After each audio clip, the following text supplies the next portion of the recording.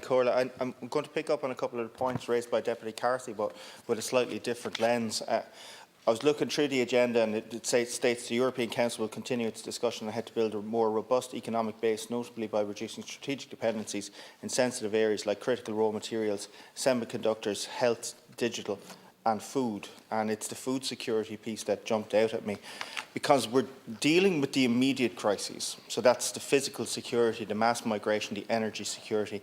These are self-evident. We can't help but deal with them. They're right in our faces at the moment. But the outworkings of this crisis are going to take months to play out, and it's appropriate that yourself, Minister Brophy, that's receiving these, because some of the worst effects are going to play out beyond the borders of Europe.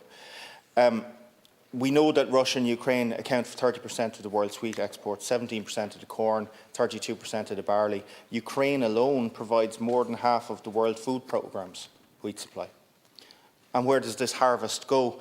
We know that Ukraine is the leading supplier of wheat to Tunisia, Libya and Syria, and there's a terrible irony that so many of the countries in the Fertile Crescent are affected in this way. Egypt is the world's largest wheat importer. It relies on Russia and Ukraine for more than 80% of the wheat purchased on international markets.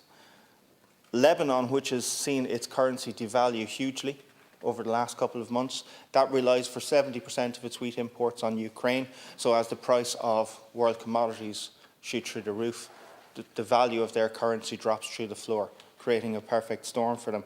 And the global nature of world commodity prices it'll mean that the impact won't stop there. The war in Ukraine is going to compound the expected shortages caused by adverse weather conditions in China.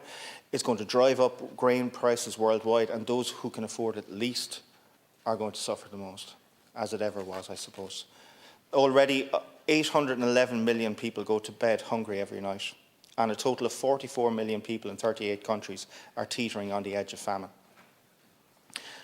And how much worse will this unjustified and unjustifiable war make this? The UN Secretary-General, Antonio Guterres, summed this up by saying this war goes far beyond Ukraine. A sword of Damocles hangs over the global economy, and especially in the developing world.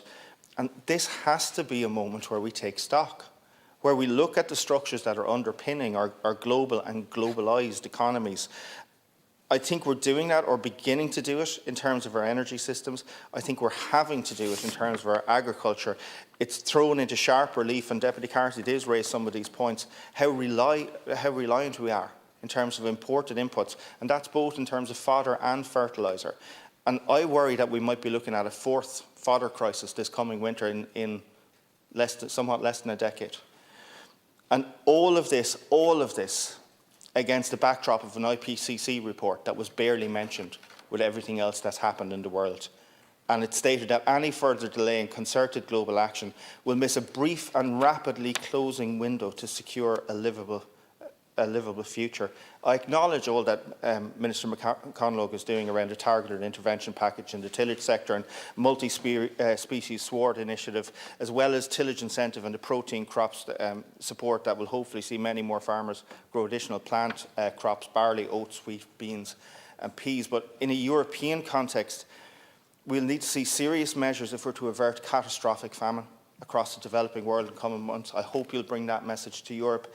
And in doing so, and with an eye to the climate crisis, we'll need to make sure that every step we take moves us in the right direction in terms of agriculture, in terms of biodiversity and wildlife restoration, in terms of our agriculture systems, that they move in the right direction in terms of that all-encompassing climate crisis that we must face up to.